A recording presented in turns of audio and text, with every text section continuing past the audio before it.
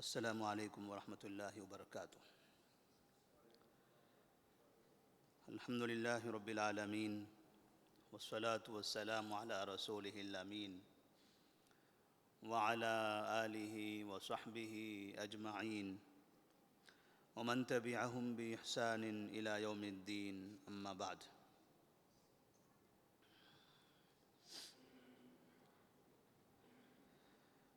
نبی کریم صلی اللہ علیہ وسلم کی سیرت میں آج کے درس کا عنوان ہوگا جنگ بدر کی شروعات۔ آپ صلی اللہ علیہ وسلم مکہ سے ہجرت کر کے مدینہ منورہ آئے تھے۔ بہت سے صحابہ رضی اللہ تعالی عنہم نے مکہ میں اپنا گھر، اپنی جائیداد چھوڑ دی۔ مکے والوں نے اس ساری جائیداد پر قبضہ کر لیا۔ ان کی زمینوں پر، ان کے باغات پر، ان کے گھروں پر، ان کے پاس جو مواشی جانور ہوا کرتے تھے وہ، حتیٰ کہ ان کے گھروں کا سامان وغیرہ ساری چیزیں وہ اپنے قبضے میں لے چکے تھے۔ مسلمان ہجرت کر کے مدینہ منورہ آئے تو اس کے بعد تقریباً 7 سال تک انہیں واپس جانے کا موقع نہیں ملا۔ نہ وہ اپنا گھر دیکھ سکتے تھے، نہ گھر کے حالات دیکھ سکتے تھے، نہ زمینوں کا حال کیا ہوا، کیا کیا جا رہا ہے، وہ موجود ہے نہیں ہے، یہ ساری چیزیں ان کی نظروں سے غائب تھی۔ انہیں اس بات کی اجازت بھی نہیں تھی کہ اپنے شہر کو، اپنے وطن کو واپس لوٹ سکیں اور دوبارہ اپنے گھر کو آباد کر سکیں۔ اسی طرح سے مکے والوں نے یہ زیادتی تو کی، ساتھ میں جس وقت مسلمان مدینہ منورہ آئے تو مدینے میں داخل ہو کر یہاں پر بھی ان کا مال لوٹنے کی انہوں نے کوشش کیا۔ جیسے قرظ بن جابر الفہری نے ایک چھوٹی سی جماعت لے کر مدینہ کے اطراف میں آ کر مسلمانوں کے جانوروں پر اور ان کے چرواہوں پر حملہ کیا، جانور اٹھا کے لے کر چلے گئے۔ نبی کریم صلی اللہ علیہ وسلم نے دیکھا کہ مکے والے یہاں آ کر بھی ہمارا مال لوٹنا چاہتے ہیں، اتنا سارا مال تو ان کے قبضے میں پہلے ہی سے ہے، اور پھر مدینے کے اطراف میں جہاں موقع ملتا ہے مسلمانوں کے چراگاہوں میں جا کر ان کے چرواہوں کو مار کر ان کے جانور، ان کا مال لوٹ کر لے جاتے ہیں۔ جمادی الاولیٰ سن 2 ہجری میں نبی کریم صلی اللہ علیہ وسلم کو یہ پتہ چلا کہ مکہ سے ابو سفیان رضی اللہ تعالیٰ عنہ، جو ابھی تک مسلمان نہیں ہوئے تھے، مکہ کے بڑے سرداروں میں سے تھے، وہ ایک تجارتی قافلہ لے کر ملک شام جا رہے ہیں۔ آپ صلی اللہ علیہ وسلم نے ایک چھوٹی سی جماعت تیار کی، تقریباً 200 یا 150 مہاجرین، اور ان کے ساتھ 30 اونٹ، ایسا ایک قافلہ لے کر ملک شام کے راستے پر جا کر ان کی نگرانی کی کہ جیسے ہی وہ قافلہ مکہ سے شام کی طرف گزرتا ہوا ان کے پاس آئے گا تو یہاں اس قافلے پر حملہ کر دیا جائے گا۔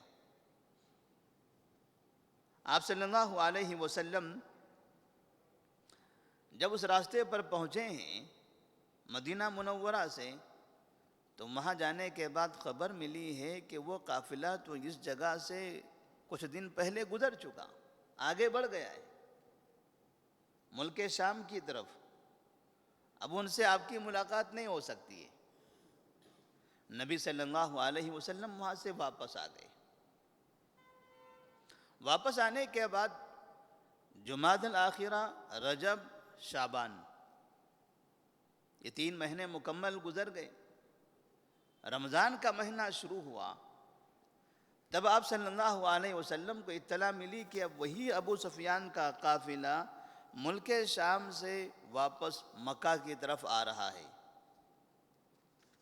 اور ابھی واپسی میں آتے ہوئے ابو سفیان کے پاس اس قافلے کے اندر کافی زیادہ دولت ہے، چونکہ تجارت کے لیے قافلہ گیا ہوا تھا، جاتے ہوئے ان کے پاس مال کم تھا، لیکن واپسی میں تجارت کر کے اور کچھ سامان وغیرہ خرید کر فائدہ حاصل کر کے اب یہ مکہ لوٹ رہا تھا۔ تو اس وقت ان کے پاس 1000 اونٹ تھے، 50,000 دینار کے برابر سامان تھا۔ 50,000 دینار کا مطلب تقریباً 250-300 کلو سونے کے برابر کا قریب ہو گیا، یعنی اس طرح سے ایک بڑی دولت تھی۔ اور ان کے ساتھ جو افراد نگران تھے، وہ نگران کی تعداد صرف 40 تھی، صرف 40 افراد تھے جو پورے قافلے کی نگرانی کر رہے تھے۔ 1000 اونٹ اور ان اونٹوں پر لدا ہوا 50,000 دینار سونے کے برابر کا سامان، بے انتہا بڑی دولت لے کر ابو سفیان اپنے گھر مکہ کی طرف لوٹ رہے تھے۔ آپ صلی اللہ علیہ وسلم کو جیسے اطلاع ملی کہ وہ شام سے نکل چکا ہے، آپ نے طلحہ بن عبید اللہ اور سعید بن زید رضی اللہ تعالی عنہما سے کہا کہ جاؤ، شام سے جو مکہ جانے والا راستہ مدینہ کے قریب سے گزرتا ہے، اس راستے پر جا کر اس قافلے کی خبر لے کر آؤ۔ تو یہ دونوں وہاں پر گئے تو انہیں پتا چلا کہ وہ قافلہ ابھی یہاں سے گزرنے والا ہے، اور سیدھے آ کر نبی کریم صلی اللہ علیہ وسلم کو انہوں نے خبر دی۔ نبی صلی اللہ علیہ وسلم نے یہاں مدینے میں اعلان کیا اور لوگوں سے کہا کہ اچھی غنیمت ہے، جو دولت آپ کی لٹی ہوئی ہے آپ وہ حاصل کر سکتے ہو، اس کے لیے اس قافلے پر حملہ کرنا بہت ضروری ہے، ورنہ اس قافلے کی جو طاقت ہے، جو قدرت ہے، جو مال ہے، جو جائیداد ان کے پاس موجود ہے، اب یہ مکہ جائے گی تو اس طاقت کے ذریعے اب وہ آپ کے شہر پر حملہ کر دیں گے، لہذا اگر ان کو حملہ ور ہونے سے روکنا ہے تو ان کی یہ معاشی طاقت کمزور کر دینا ہوگا۔ اگر اس معیشت کے ذریعے وہ طاقتور ہو جاتے ہیں، اتنے سارے اونٹ اور اتنی دولت، تو ایسی صورت میں جنگ کرنے کے لیے انہیں لوگوں کو خریدنے، لوگوں کو لانے اور حملہ ور ہونے، کئی دن کسی جگہ پر قیام کر کے وہاں سے حملہ کرنے، یہ ساری چیزوں میں ان کے لیے آسانی پیدا ہو جائے گی۔ لہذا ضروری ہے کہ مدینے پر حملہ ہونے سے روکنا چاہتے ہو تو اس قافلے کو کمزور کر دو، یا قافلے پر حملہ کر دو تاکہ مکہ کی معیشت کمزور ہو جائے۔ ادھر ابو سفیان کو اطلاع مل گئی کہ مدینے والے میرے قافلے کا پیچھا کرنا چاہتے ہیں۔ ابو سفیان نے قافلے کو تیز دوڑانا شروع کر دیا اور ساتھ ہی ایک قاصد کو چند پیسے دے کر مکہ روانہ کیا تیزی کے ساتھ کہ جاؤ اور مکہ میں جا کر ایمرجنسی کا اعلان کر دو، اور انہیں کہو کہ ہمارا یہ قافلہ بڑے خطرناک موڑ پر ہے، ہم خطرے میں ہیں، کسی بھی طرح سے جلد چند ایسے افراد، لڑاکو افراد تیار کر کے بھیجو تاکہ اس قافلے کی حفاظت کر سکے۔ نبی کریم صلی اللہ علیہ وسلم یہاں سے نکلے مدینہ منورہ سے، آپ نے لوگوں کو نکلنے پر مجبور نہیں کیا، جو نکلنا چاہتا ہے نکل سکتا ہے۔ تو تقریباً نکلنے والوں کی تعداد 313 رہی۔ یہ لوگ نکلے ہیں اور راستے میں جانے کے بعد پتہ چلا ہے کہ وہ قافلہ مکے کی طرف نکل گیا، پھر وہ قافلہ ہاتھ نہیں آیا۔ آپ صلی اللہ علیہ وسلم نے پتہ چلایا تو معلوم ہوا کہ قافلہ نکل جا چکا ہے. اب ادھر آگے کی طرف بڑھ کر مکہ کی طرف جا کر اب اس قافلے پر حملہ نہیں کیا جا سکتا. اب آپ یہاں سے واپس آنے کا ارادہ کر رہے تھے، لیکن ابو سفیان اور مکہ والے اب یہ طے کر چکے تھے کہ مکہ کے جو لوگ جن کو ابو سفیان نے دعوت دی تھی کہ اس قافلے کی حفاظت کے لیے آئیں، وہ مکہ سے نکل کر کافی دور تک پہنچ چکے تھے. اب وہ آ کر بدر کے مقام پر ٹھہر جاتے ہیں اور کہتے ہیں کہ اب ہم یہاں سے واپس نہیں جائیں گے، ہم مدینے والوں کو سبق سکھا کر رہیں گے. نتیجہ یہ ہوا کہ وہ اپنی ضد پر رہے. انہوں نے بدر میں قیام کیا. نبی کریم صلی اللہ علیہ وسلم بھی اپنا لشکر لے کر وہاں پہنچے ہیں، اور اس کے بعد پھر پہلی جنگ مکہ اور مدینہ کے درمیان، کفار مکہ اور مسلمانان مدینہ کے درمیان واقع ہوتی ہے. وہ جنگ کی تفصیل انشاءاللہ آئندہ کل کے درس میں بتائی جائے گی. تو یہاں پر ایک چیز یہ سمجھ میں آتی ہے کہ کفار ہمیشہ مسلمانوں کو کمزور کرنے کے لیے جس طرح کے بھی حربے ہوں اس کا استعمال کر سکتے ہیں، اور مسلمانوں کو ہمیشہ اس کے لیے چوکنا رہنا چاہیے. اگر کبھی ظالم ظلم کرتے کرتے حد سے تجاوز کرنے لگے تو مسلمانوں کو اس کا مقابلہ کرنے کی بھی تیاری کرنے کی ضرورت ہے. لیکن یہ تیاری کیسے ہو؟ یہ تیاری کون کرے گا؟ کہاں سے کرے گا؟ کس طرح سے یہ تیاری کی جائے گی؟ تو یہ تیاری باقاعدہ ملک کے حاکم کی نگرانی میں ہونی چاہیے. اب جہاں ملک کے حکمران اگر یہ سمجھتے ہیں کہ ہمیں پڑوسی افراد یا جو لوگ دوسرے ملک کے لوگ ہیں ہم پر ظلم کر رہے ہیں، ان سے جنگ کرنے کی ضرورت نہیں ہے، ہم دوسرے راستے اپنا کر جنگ کو ختم کر سکتے ہیں، تو ایسی صورت میں وہ اپنا کردار نبھائیں. اگر واقعتاً وہ ملک کے افراد حکمران یہ سمجھتے ہیں، جیسے نبی کریم صلی اللہ علیہ وسلم مدینہ کے حاکم تھے، عام لوگوں میں سے نہیں تھے کہ مدینہ کی حکمرانی کسی اور کے ہاتھوں میں تھی اور یہ چند محلے کے گلی کے افراد تھے، ان لوگوں نے یہ کام کیا ہو. یہ محلے اور گلی کے افراد نہیں تھے، یہ حکومت کے لوگ تھے. جن لوگوں نے یہ کام کیا تھا یہ حکمران طبقہ تھا، اور مکہ کے جو لوگ تھے وہاں کے بھی حکمران سرداران تھے. اس طرح یہ دو حکومتوں کے درمیان کی جنگ ہوئی. یہاں کے بعض افراد اور وہاں کے بعض افراد کے درمیان جنگ نہیں تھی. تو اس طرح اگر جنگ کی بھی ضرورت پڑتی ہے تو باقاعدہ ملک کے حکومت کے ماتحت ہو کر، اگر کوئی شخص ہمارے ملک کو ہم جہاں رہتے ہیں وہاں پر کمزور کرنا چاہتا ہے تو ہم اس کے لیے تیاری کر سکتے ہیں.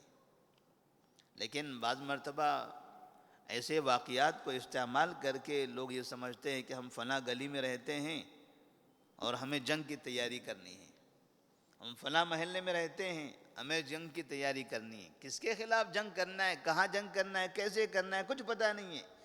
کون اس کی جنگ کے پیچھے ہیں، کس پر حملہ کرنا چاہتے ہیں، کس کو مارنا چاہتے ہیں، کن سے بدلہ لینا چاہتے ہیں. پتہ چلا مجرم فلاں جگہ رہتا ہے اور انہوں نے راہ چلتے کسی معصوم آدمی کا قتل کر دیا. اس طرح سے لوگ وہ جنگ کا نقشہ جو نبی کریم صلی اللہ علیہ وسلم نے جنگ، یا جس کو ہم جہاد کہتے ہیں، جو امن قائم کرنے کے لیے تھا، ملک کی حفاظت کے لیے تھا، دین کی حفاظت کے لیے تھا، حاکم کے ماتحت ہو کر کیا گیا تھا، اس کو بہت سے مسلمانوں نے غلط معنی میں لے لیا، غلط طریقہ اپنایا، جس کی وجہ سے دنیا کے اندر نبی کریم صلی اللہ علیہ وسلم کے زمانے میں جو جنگیں ہوئی ہیں وہ جنگوں کو لوگوں نے بدنام کر دیا. آج نبی کے زمانے کی جنگیں بدنام ہو گئی ہیں، لوگ اس کو ایک الگ ہی نام سے پکارتے ہیں. اس کی وجہ بعض مسلمانوں کی غلط سوچ. ورنہ کسی بھی ملک میں کہیں پر بھی جنگ ہوتی ہے تو جنگ کی تعریف کی جاتی ہے اگر وہ جیتے ہوں. ہم نے ہندوستان میں اگر کہیں کوئی جنگ کیا ہوا ہے تو باقاعدہ فخر سے کہا جاتا ہے کہ ہم نے فلاں جگہ جنگ کیا تھا اور یہ جنگ کے بہادر سپاہی ہیں. جنگ کا ذکر کیا جاتا ہے فخر کے ساتھ. لیکن نبی کے زمانے کی جنگیں جب ان کا ذکر آتا ہے تو کوئی دہشت گردی کے نام سے تذکرہ کرتا ہے، کوئی آتنکوادی کے نام سے، کوئی خامخواہ لوگوں کے قتل کے نام سے کہ کہیں بھی چلے کسی کو بھی قتل کر دیے. نبی صلی اللہ علیہ وسلم نے کبھی زندگی میں ایسا کام کیا ہی نہیں تھا. لیکن ان جنگوں کی شکل و صورت جو لوگوں کے درمیان میں مسلمانوں نے پیش کی ہیں وہ ایک غلط طریقے سے. اس لیے نبی کریم صلی اللہ علیہ وسلم کی زندگی کے بعض حالات لوگوں کے درمیان بدنام ہو کر رہ گئے. تو مسلمانوں کے لیے ضروری ہے کہ نبی کی سیرت صحیح طریقے سے لوگوں کے سامنے عام کریں. کبھی ہم دیکھتے ہیں کوئی شخص نبی کریم صلی اللہ علیہ وسلم کے گھرانے کو بدنام کرنے کی کوشش کرتا ہے، کبھی آپ کے ازواج مطہرات رضوان اللہ علیہم اجمعین کے بارے میں بد کلامی کرتا ہے. اس لیے کہ مسلمانوں نے نبی کی سیرت کو صحیح پیش کیا ہی نہیں ہے. لوگ اپنے اپنے نظریے سے سوچتے اور دیکھتے ہیں. حقیقت کیا ہے وہ بتانے کی ذمہ داری ہماری ہے. صحیح کیا ہے، ماجرا کیا ہے، واقعہ کیا ہے، یہ بتانا ہماری ذمہ داری ہے.